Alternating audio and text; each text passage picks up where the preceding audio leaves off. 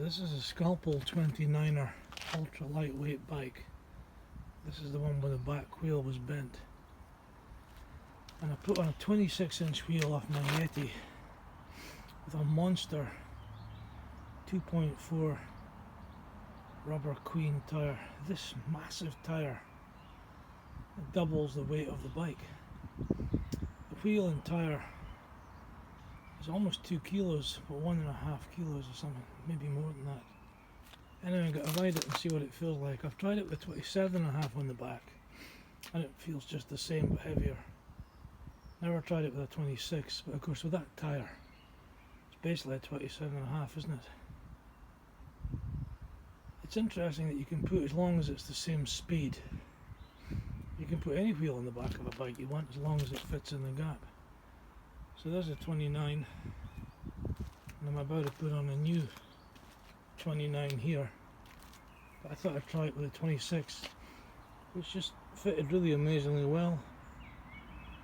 Anyway, there we are. Don't know what you call this, a monster hybrid. Gave it a quick try and you certainly feel a lot more stability. I mean, with these big tyres you're getting close to a fat bike, aren't you, really? It just makes it different, it just makes it feel more mountain bikey and less flickety-flick XC trail bike. So when you get this up to speed, there's no difference at all. The only difference is it feels a bit more stable and you're maybe a little bit more set back. But this just goes to dispel the myth about 650B and 27.5 and 26 and 29. It makes no difference. I mean, here's a 26 with a huge fat tyre on a racing XC bike with a 29-inch 2.2 tyre on the front, lightweight tyre, lightweight rim, 300mm rim, 300-gram rim, and on the back this monster. Makes no difference at all. Just shows you for the average cyclist. I'm a very average cyclist. So much of this stuff is irrelevant. As long as it's good quality. As long as you've got good hubs and strong wheels and good tyres. It doesn't matter, you know, what size they are. It's a nice massive center disc on the front there. Just a little one on the back, but of course that's the Yeti's disc. Works just as well. I'm going to go and weigh this wheel and tyre now, see what it weighs. It feels really heavy, but once you're underway, it's a bit like a fat bike. Once you're underway, it makes no difference. I mean, I've had a fat bike and I've sat at 25 miles an hour and held it at 25 miles an hour because it's so stable. You can really pump down the speed. You never have to worry about losing control of the bike. Obviously getting it up to speed takes a bit longer, but once you're up to speed, I'd say a fat bike's as fast as anything. So what do I notice by putting the 29-inch, the new 29-inch cheap wheel on the back as opposed to the 26-inch wheel? Well, you're much higher up on the bike, you're much more over the front. It's a much more aggressive position. Really is amazingly different. And the acceleration is much, much quicker. So if you want maximum acceleration and maximum aggressiveness, get a 29-inch Scalpel with a steep front angle. This wheel weighs 1.2 kilograms, the front wheel weighs 950 kilograms, grams.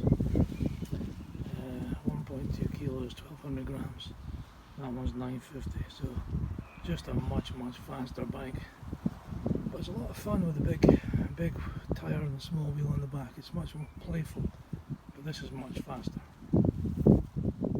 So the actual weight, no wonder the bike felt heavier. The original Reynolds wheel without the tyre was 950 grams. This wheel here off the Yeti, the 26, is 2.6 kilograms. I mean, that's a quarter of the weight of the bike on one wheel. Astonishing, eh? So this is the original wheel here, the bent wheel. I'm trying to rebuild the bent wheel. It was 950 grams with a hub. With a tyre, it was probably, I don't know what it was. But anyway, this is the new cheap wheel, which I've decided to keep. Well, it's pretty heavy as well, eh? 2.4 2.4 kilograms. And I'm thinking this one was probably about 1.5 with the tyre, 1.6. Just shows you that you know, half the weight of your bike is in your wheels and your tyres. The whole bike weighs, or weighed 11 kilos. And with those last two wheel tyre combinations I've showed you about 2.5. So with two of them, it's 5 kilos, and that's half the weight of the bike is in the wheels and tyres.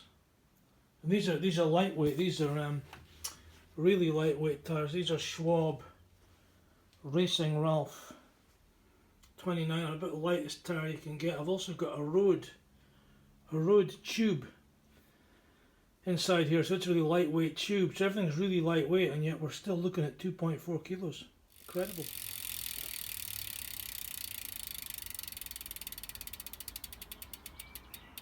So I've decided in the end to keep a Novatec hub.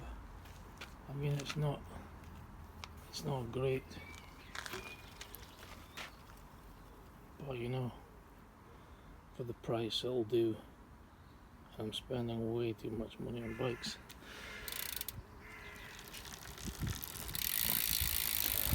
Money that I no longer have.